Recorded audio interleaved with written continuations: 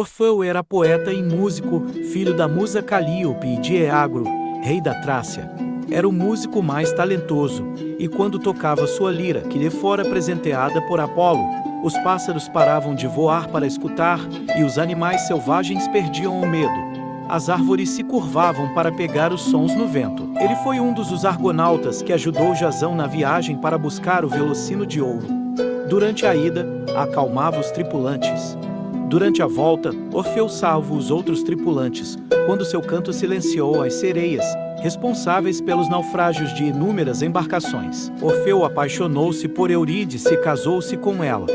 Enquanto Orfeu tocava feliz a sua lira, ela dançava e cantava nos bosques, aguardando por sua noite de amor. Mas Eurídice era tão bonita que, em pouco tempo, atraiu um apicultor chamado Aristeu. Quando ela recusou suas atenções, ele a perseguiu e tentando escapar. Ela tropeçou em uma serpente que a picou e a matou. A tão esperada concretização do seu casamento não se realizou. Orfeu ficou transtornado de tristeza e, levando sua lira, resolve empreender uma viagem ao mundo dos mortos para tentar trazê-la de volta. Caminha por muitos dias e noites em florestas e em costas íngremes. Sua voz fraca e o luto amargo comprometem a comunicação com as pessoas. Orfeu chega à entrada dos infernos, a gruta que fica ao pé do Monte Tena. Afastando-se da luz, ele penetra as sombras e mergulha acompanhado pela paixão na trilha repleta de frio e silêncio. Orfeu canta na solidão quando avista o rio Estige. Ao avistar o barqueiro Caronte, condutor de almas, Orfeu pede que o transporte em busca da amada. Mas ele nega alegando não conduzir vivos. A canção pungente e emocionada de sua lira convence o barqueiro Caronte a levá-lo pelo rio Estige. A canção da lira adormece Cérbero, o cão de 3 cabeças que vigiava os portões. Sua melodia alivia os tormentos dos condenados e encanta os monstros do caminho. Quando finalmente Orfeu chega ao trono de Hades, o rei dos mortos fica irritado ao ver que um vivo tinha entrado em seu domínio, mas a agonia na música de Orfeu o comove, e ele chora lágrimas de ferro. Sua esposa, a deusa Perséfone, implora que atenda o pedido de Orfeu.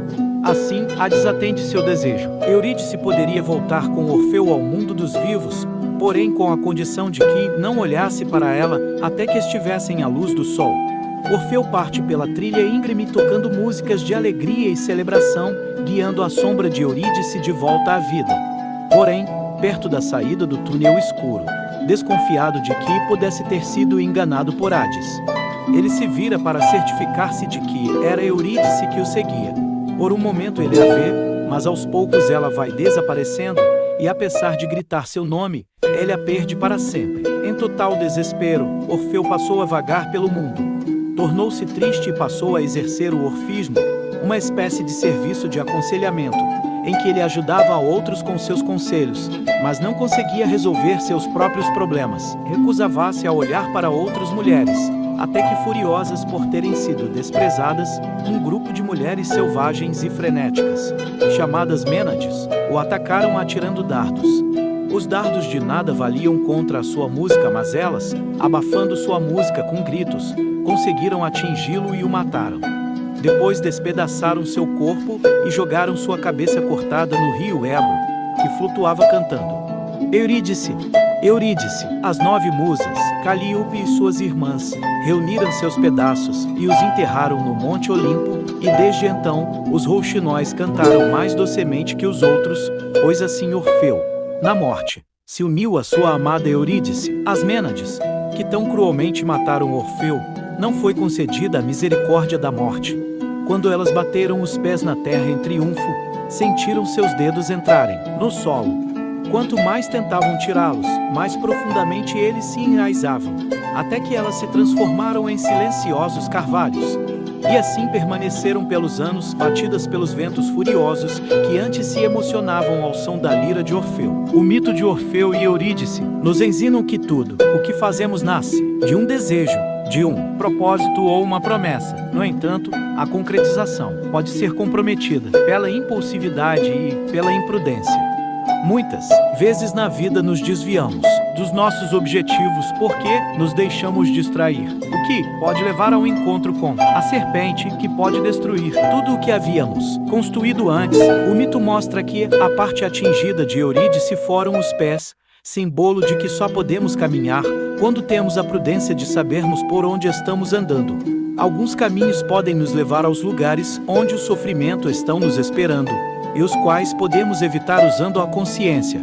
Tantos heróis como Aquiles, Hércules e Édipo também se perderam após serem atingidos nos pés.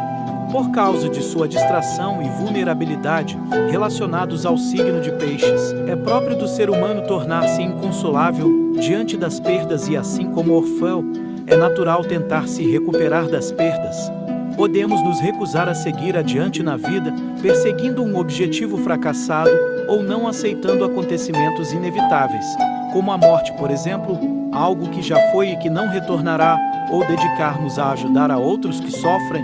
No entanto, não conseguiremos apagar o nosso sofrimento. O que podemos buscar é apenas uma nova oportunidade, porém há uma condição.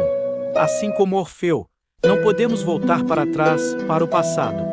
É preciso confiar que, mais adiante, encontraremos as respostas para aplacar nossa dor, quando atingirmos a luz da consciência.